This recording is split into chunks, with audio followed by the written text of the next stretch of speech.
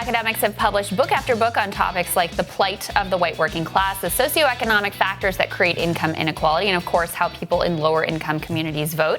But as author Chris Arnade points out, these books seem to often be missing a key ingredient. That's right. And so in reviewing two recent books on the working class, Chris notes a trap. They either make their subject something to be studied or pitied, rather than giving lower-income people agency in their own stories. And Chris has done this in his own work, sharing the stories of the working class in his book, Dignity. He joins us now via Skype. Chris, it's great to see you. Thanks for joining us. Thank you for having me. Absolutely. Chris, what is something that, you've been obviously been studying, talking about this now for quite some time. What is it about the way that elites talk about, or the working class, that really rubs you the wrong way? What were you trying to get across in this review?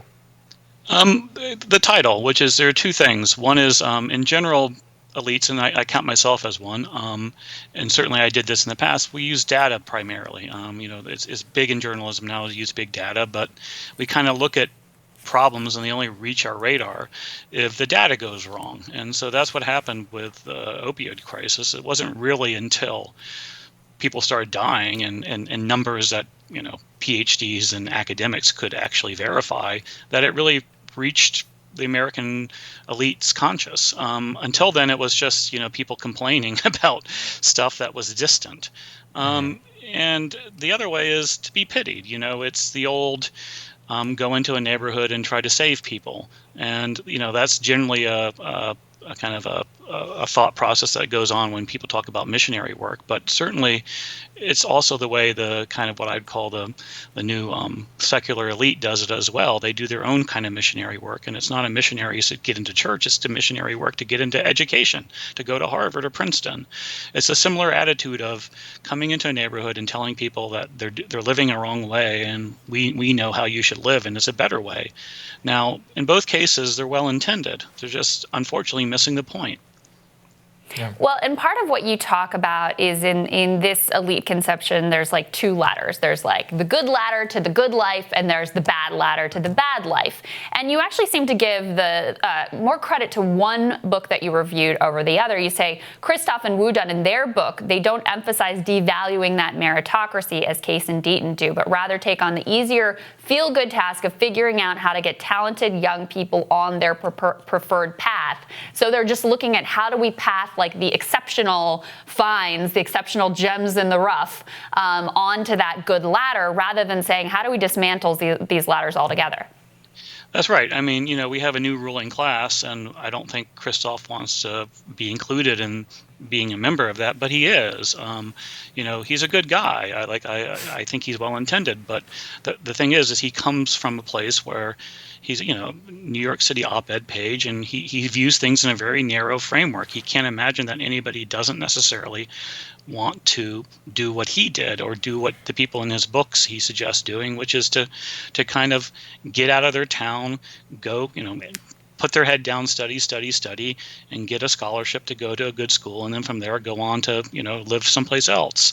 I think we have a very narrow framework. That good ladder is how so many of the elites, because they themselves have climbed it.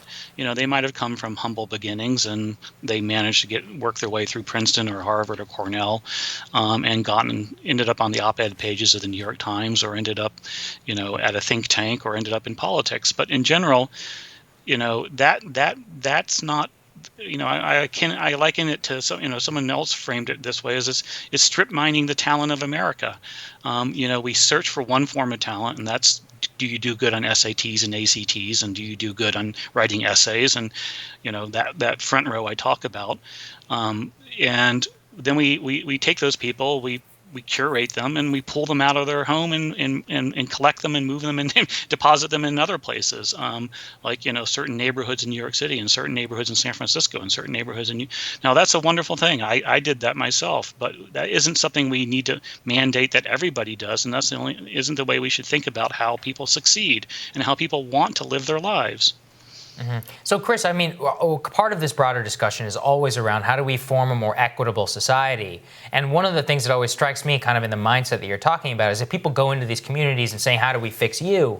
When to me, it's much more about how do we fix ourselves? How does the ruling class, how do the ruling class, the elites and all that so to speak, how should they begin thinking about themselves and their relationship to, you have this framework of front row and back row. What is the prescription that you think that you can put forward in order to solve this, so to speak, or can it ever be solved?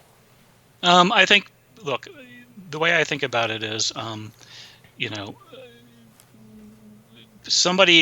I think it's hard to convince a lot of people who have a high education that necessarily they are the ruling class, and they are, and it's they have to understand that. And the problem is we in the ruling class, and I include myself in that, have a very narrow framework of how we look at things. We look at things, as the article said, through data, or as you said, by going into these neighborhoods and basically doing intellectual colonialism, going in and telling people how they, what they need to do to get, it's the classic, people are voting against their economic interests, or people are voting against their interests. It's such a condescending view.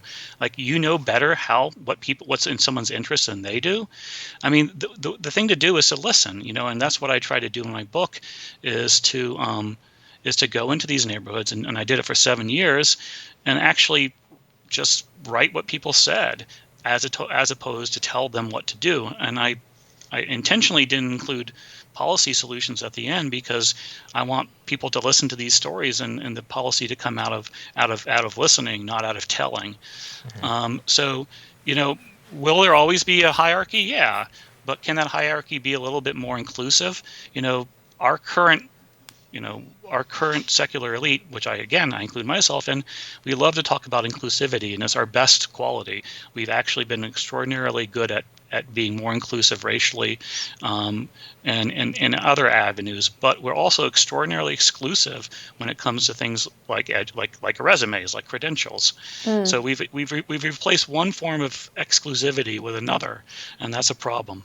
Right. And it's a question not just of success. It's also a question of who is considered worthy, because there's a lot of attitude from elites. And I didn't read the 2 books that you reviewed, so I don't know if this attitude manifests itself in these 2 books.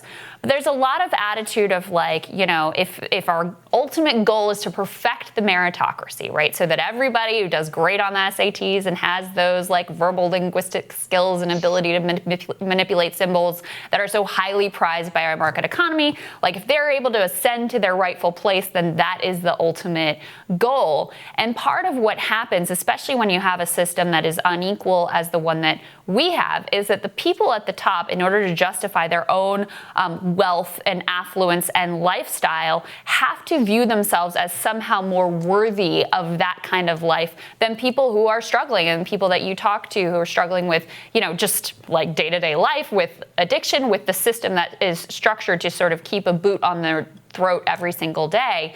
So how do you think about that in terms of meritocracy and in terms of elite perspective? Yeah, I mean, what we have currently is a pretty wonderful scam for the ruling elite, because, when you have a faux meritocracy, and I use the word faux because it isn't a meritocracy, but when you have the illusion of a meritocracy, then everybody at the top deserve to get there. And even more damningly, though, the implication is if you didn't make it, it's your own fault. So, sometimes I kind of joke that in some ways a monarchy was less offensive to the people at the bottom, because at least they could feel like, it was a rigged system. They were just stuck in place by an accident of birth, so they're screwed.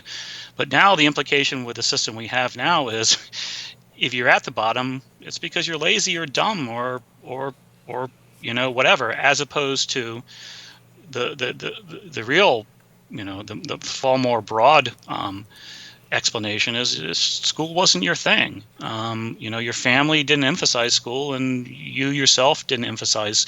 You weren't born to feel like you had to get into a resume arms race with everybody in the globe. You wanted to spend your life,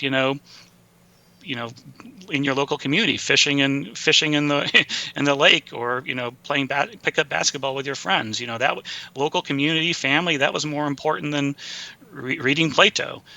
So I think there's this idea that anybody who fails is it just needs another nudge. Another needs early childhood education, or needs Learn to after-school code. programs. Yeah, learn to code. Yes, or it just needs another nudge. But again, we have a very narrow, that ladder to success is very, very narrow. It's very materialistic, and it's very much about education. It's very much about getting a resume, and that's not everybody's thing.